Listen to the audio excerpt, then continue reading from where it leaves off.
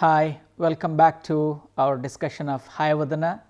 In fact, we have stopped at a point where things get really very interesting. In fact, the major philosophical debates that the play contains within its creative space unfold here. So, you will have to stay tuned to what we are going to speak next. All right.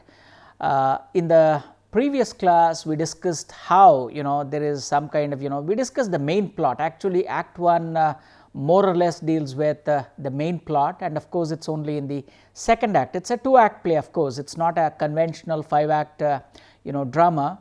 It's a 2-act play. So, in the second act, we find all the subplots beautifully merging and thereby giving a beautiful an aesthetic touch to the various issues that otherwise look like different issues in the play. You find a kind of a philosophical union of all the critical debates that the play unfolds in its opening pages. Okay, so we have here Kali, and in fact Kali has already blessed life to these two characters here. So now we have two characters who don't know who they are, technically speaking. Right now you have imagine, when you say a human identity, what do we mean by that?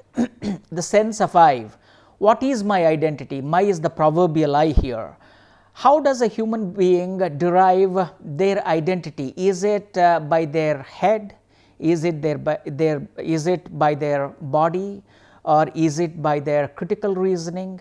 Who am I? In fact, that's a question that has haunted humanity probably ever since humanity was created. Right? It's a kind of a perennial question. Who am I? Right? Who am I? Well, of course, you have a couple of philosophers going on and trying to reductively answer it. Therefore, you have Descartes calling it I think, therefore I am. My existence is because of my critical ability, because of my ability to think. Then later you have someone else, an existentialist, almost reversing the order and say that I am, therefore I think. Your ability to think comes from the fact that you exist, something like that. And later you also know how in the 20th century, or maybe in the typically a postmodernist would say, well, it's neither because you think or you are. He says I eat, therefore I am, thereby drawing a kind of a humorous conclusion to the entire philosophical debate of who I am and how do I derive my identity. Well, here the question of identity is confused all the more, because you have Devadatta, who's when you say Devadatta, do you mean the head of Devadatta and the body of Kapila, or what is it? So these are the questions, right?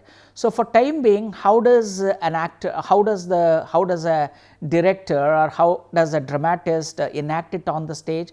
Well, I said that the playwright and of course the dramatist, they wonderfully make use of masks. In fact, there is a detailed stage instruction where Carnard himself says that they make use of masks. They make use of masks.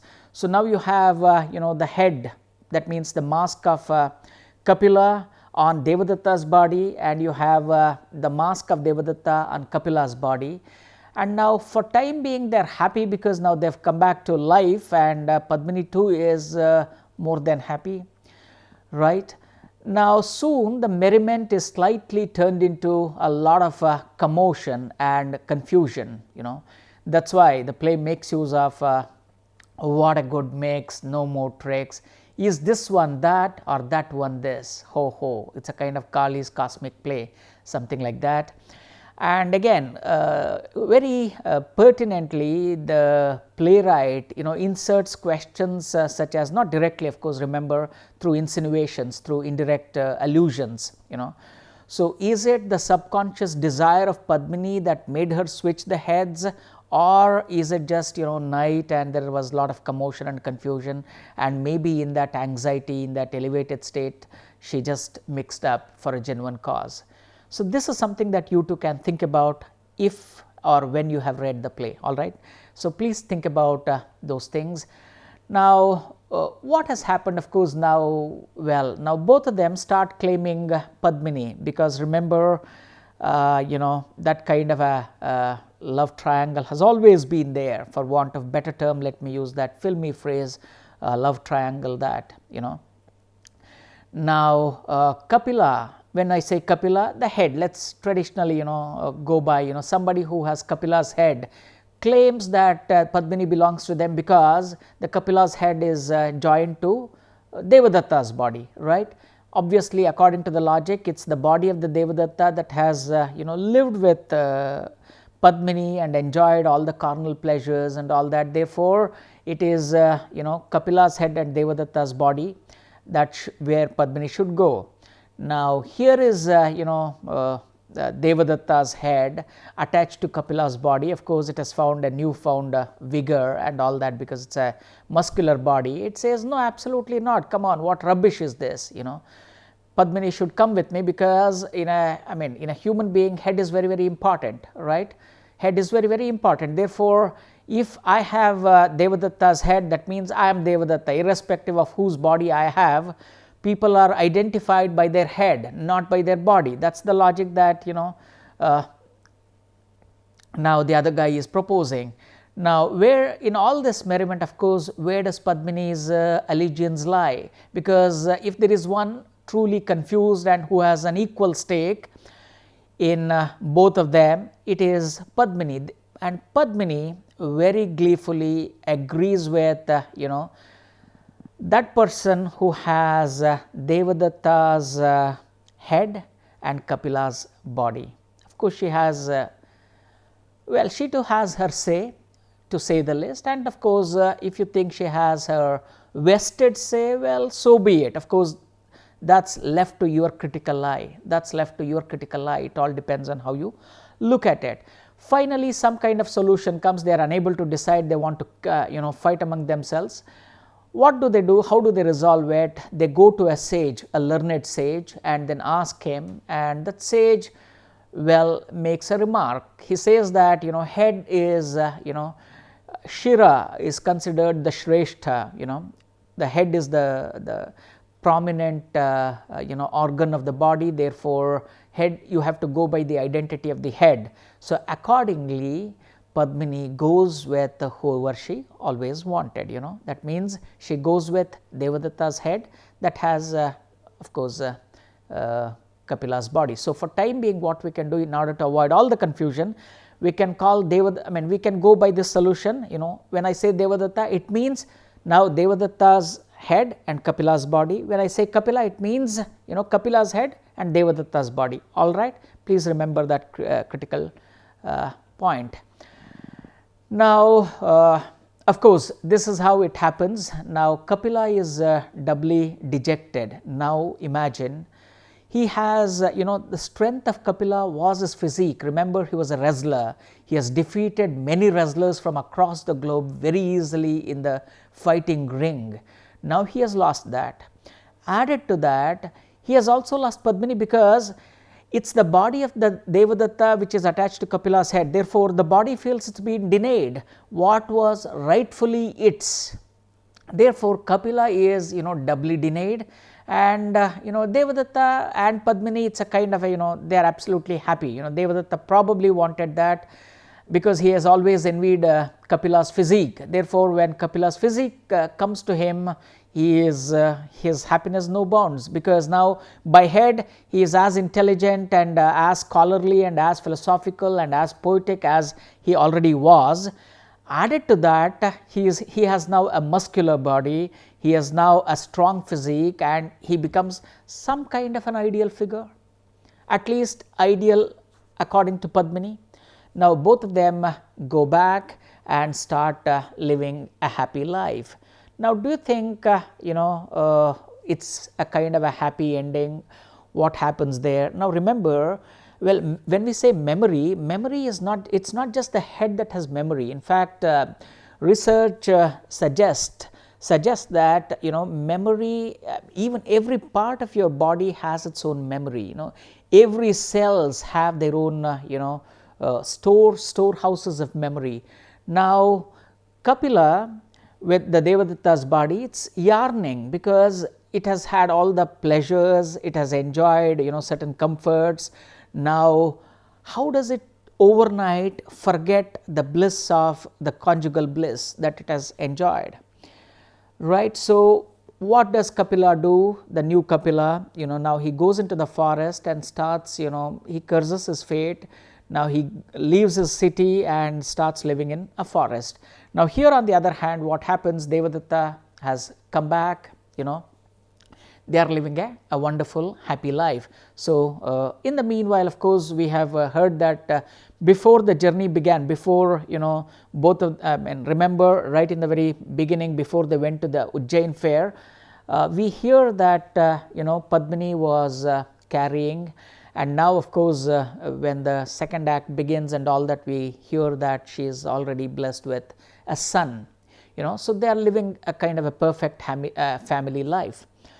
Now there are other two interesting characters here. They are dolls, they are dolls. Imagine, technically speaking, dolls play the role of a stage prop, property, but here more than a property, doll acts as an active character. In fact, doll is a character here. Now recall magic realism.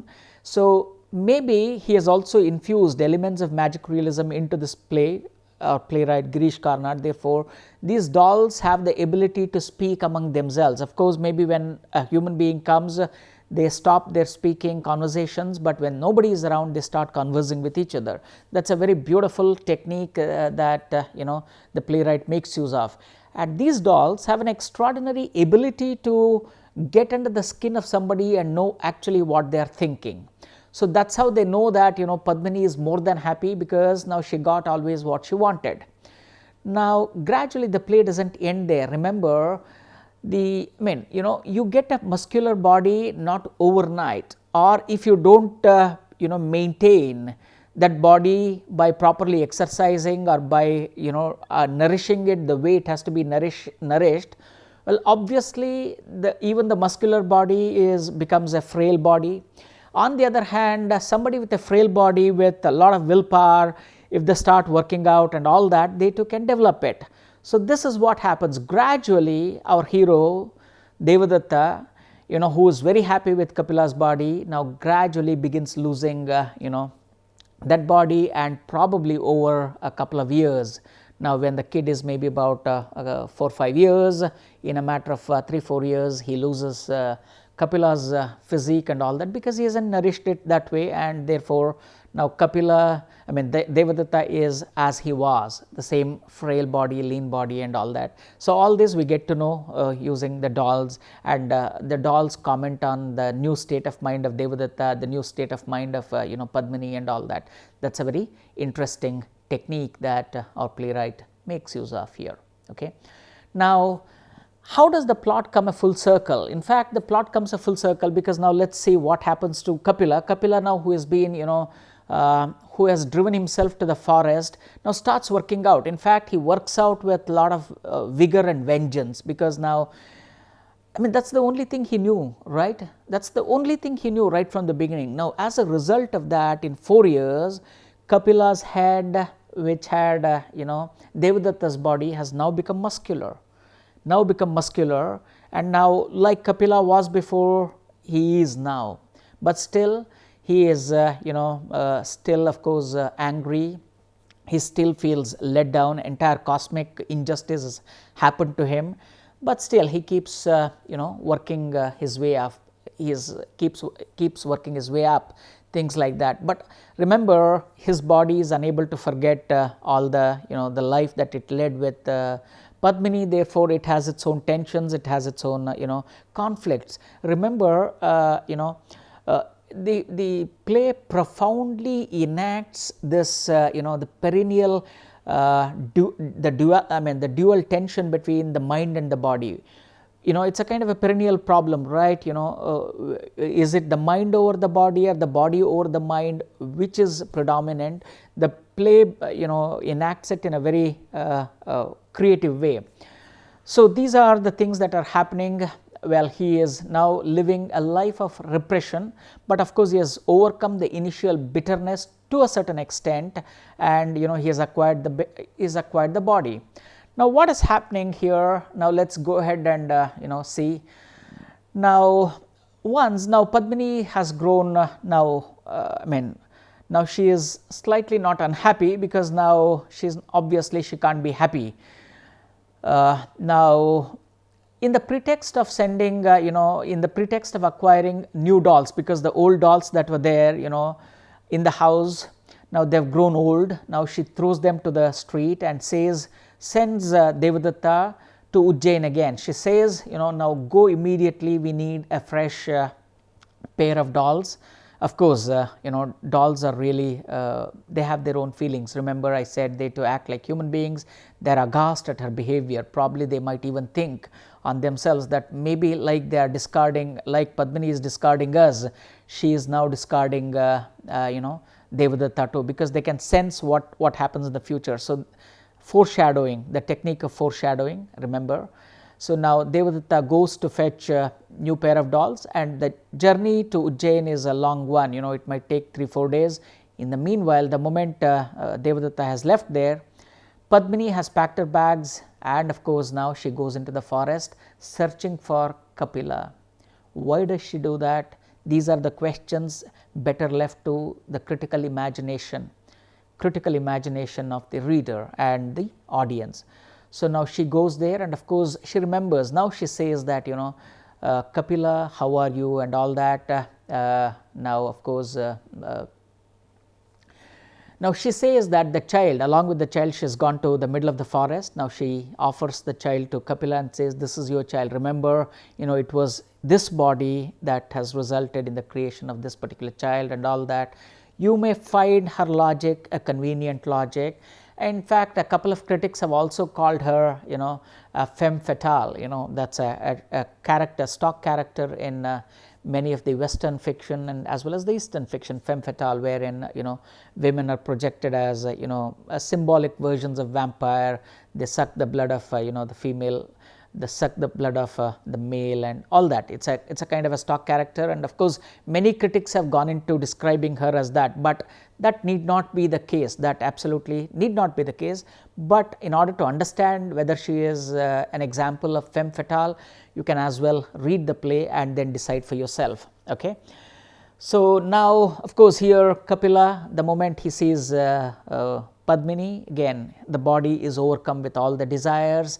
Though initially he refuses her, he is bitter with her, somehow they make way, and of course now they start living together.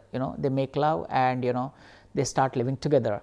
So this is how the plot comes a full circle. So now by the time our guy Devadatta returns from Ujjain, he realizes that Padmini has left his home along with the child. So he can sense what might have happened. He goes into the forest and finds out that Padmini is living with Kapila, and they are again very furious.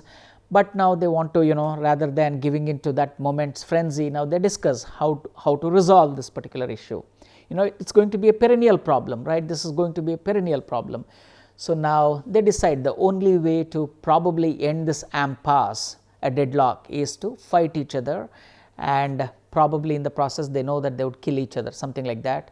So initially they explore the option of both of them living with Padmini, but later they realize it's absolutely improbable and it may not be practical and all that. Therefore they decide to fight themselves, and in the process both of them kill each other. In the fight that follows, both of them fight each other and kill each other, and at the end, about towards the tad end of the second act, we have Padmini widowed once again, right? Because now she keeps wondering that this is her, this is how Padmini responds. You forgave each other, I understand that, but again both of you left me out. So now she has been forsaken again. She doesn't know what to do.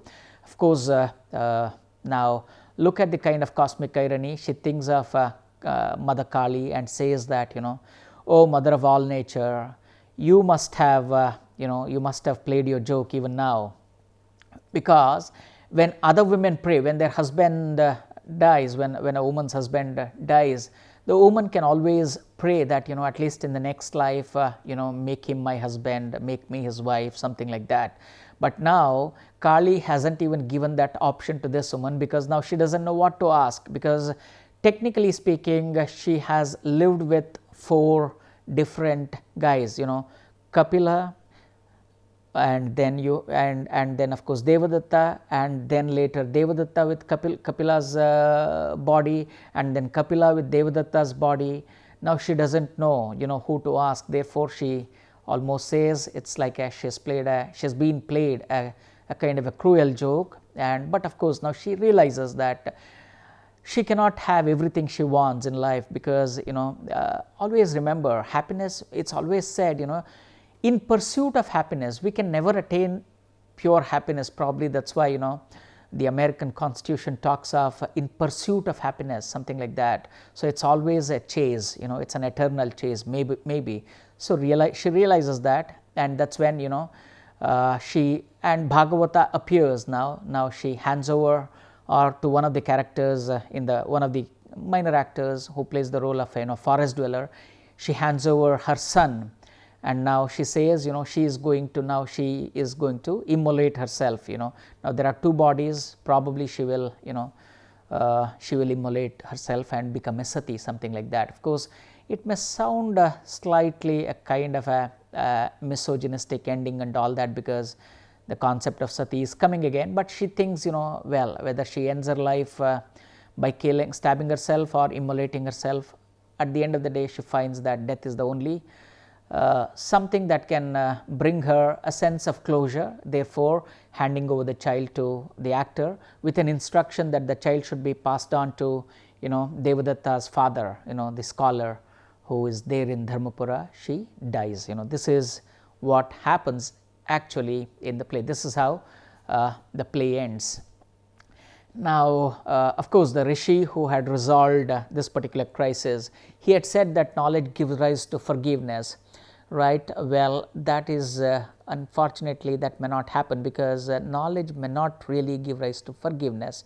Maybe we need something more than knowledge to attain a state of forgiveness, or to forgive the wrong done to us, as well as forgive ourselves or forgive others. And unfortunately he didn't have any inkling of the death.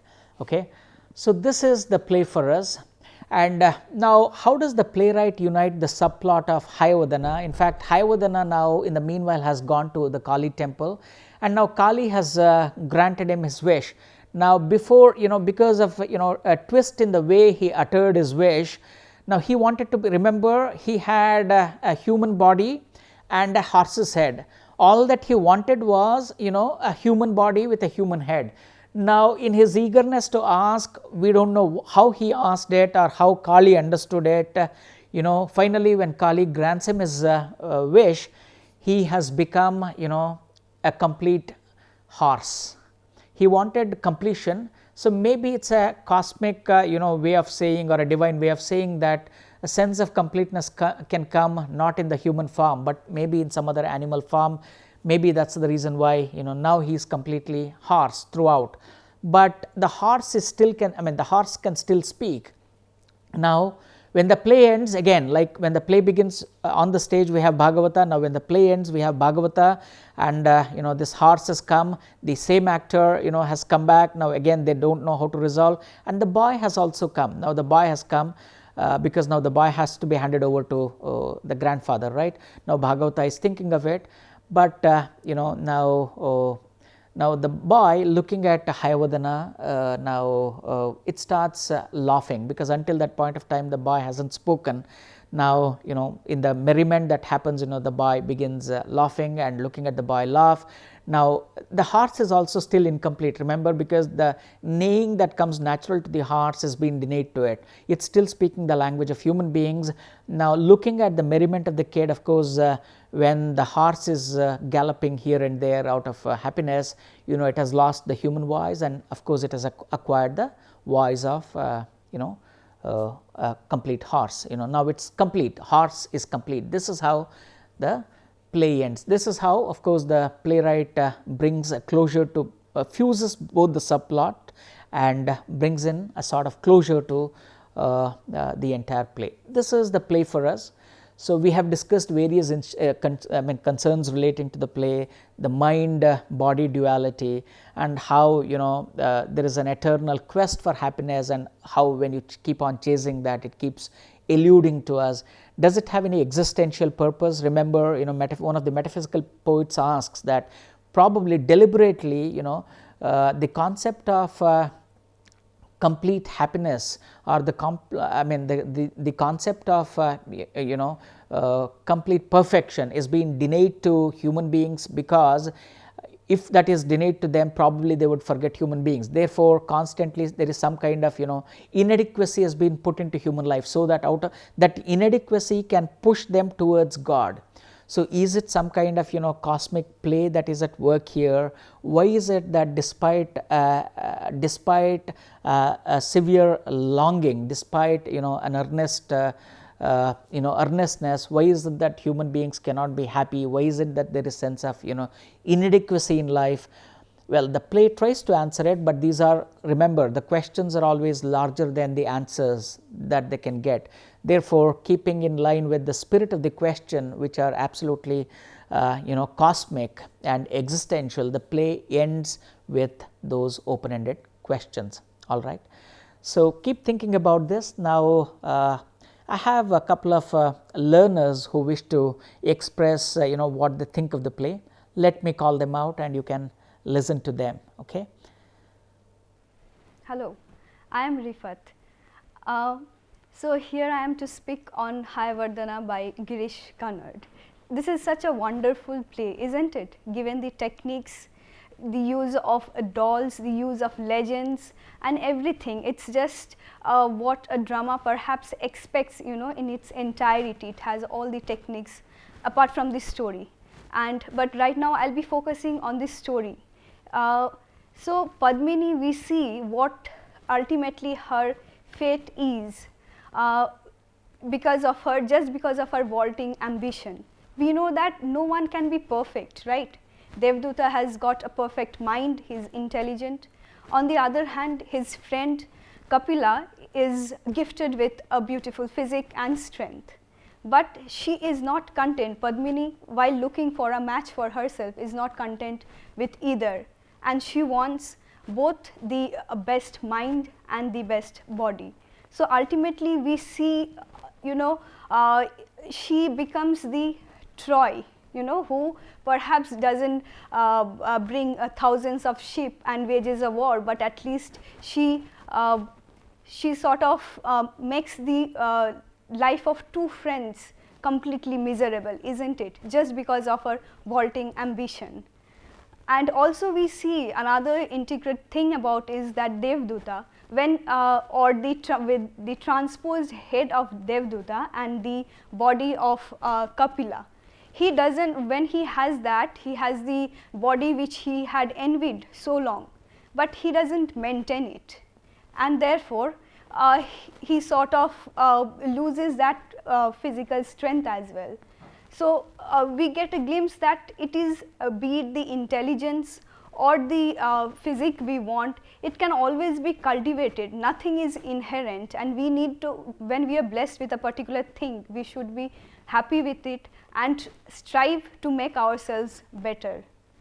So these are the few observations I have on the play. Thank you.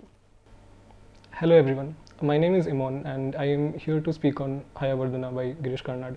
So it is a remarkable play by a remarkable playwright, who kind of grew up along with a newly post-independent country, and he was also one of the very few Rhodes Scholars to go to Oxford and study literature, and then he came back to India and then he started making plays, and all of his plays reflect this journey of the nation state from and this identity crisis that the people of this nation face, and these were reflected in his plays. And Hayavadana is a very acute and is a very subtle and is a very proper reflection of these different problems and different crises and different complexities and everything. In Hayavadana, through this through this love triangle between Devdatta and Kapila and Padmini, and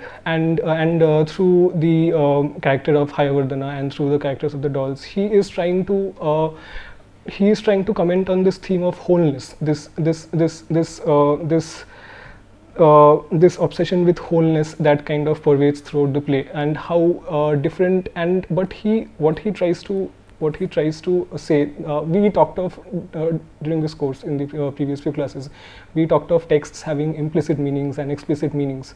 So the implicit meaning in this course is, and what Girish Karnad tries to comment on, is how just like the nation that he has grew up on, and just like these characters in this plays, they struggle with very various, very diverse characteristics, diverse traits, this struggle between, this duality between mind and body. But the key here is to look for a solution in a very acute synthesis between, through a kind of a coexistence between these diverse characteristics, and everything in the play goes wrong the moment these disparate characteristics are tried to combined into a very muddled whole. But what he is trying to say, and what the playwright is trying to tell us through this play, is to find a solution through a kind of a coexistence, through a kind of a harmony that embraces these diversity and complexities and everything. Thank you. Hi everyone, Bidisha here. We are in the presence of an extraordinary play today, and I would also like to talk about the issue of perfection. So, the quest for perfection is inherent in all of us, and perhaps that's all right, but maybe keeping things simpler and easier gets us better sleep at night. That is not an easier feat either, right? The key to understanding the issue of perfection, I guess, is also very cleverly included by Karnad towards the very beginning of the play. So, Ganesha, the very emblem of imperfection, a god with an elephant's head, is invoked as a god of success, victory and perfection. Why is that? Perhaps perfection is always relational, and when we stop comparing, when we just try to evolve and mature as individuals and as a whole with our species, and when we try to coexist with more harmony, that makes all of us a little more closer to happiness. Thank you. Hi, how exciting were these responses, right? This is probably what an extraordinary work of art would do in you. In fact, it's like letting the bug enter you, and that bug would make you almost speak endlessly, something like that. Now, if the play has really touched you, so probably what you can do is, like my team has expressed their opinion of this particular play, you too can either start writing down your responses to this particular text, and you can upload it in our forum. Or if you are a little more proactive, you can as well respond to it formally using a video. You can shoot yourself and maybe upload it in your Facebook pages, or even on our Facebook page as well. So these are some things that you can do. I'm sure you enjoyed this play. All right. So with this, we have come to almost the end of this class, and of course, just one more class for the completion of this course. We really hope you've been enjoying all these activities, because not just this particular play, the play we discussed earlier, and of course the short stories we discussed before that, and even the poems, lovely poems that we discussed, all of them should, they must really create a kind of an imaginative trigger in you. They have the capacity to do that. All that you have to do is surrender yourself in an open-hearted manner. And as long as that happens, you almost see the miracle of creativity unleashing out of you. You would be the first spectator of that. It's you would be witnessing the marvel of creativity jumping out of you. All right. Let's meet you in the next class, and of course reserve our farewells and feedback in the next class. All right. Okay, see you in the next class then.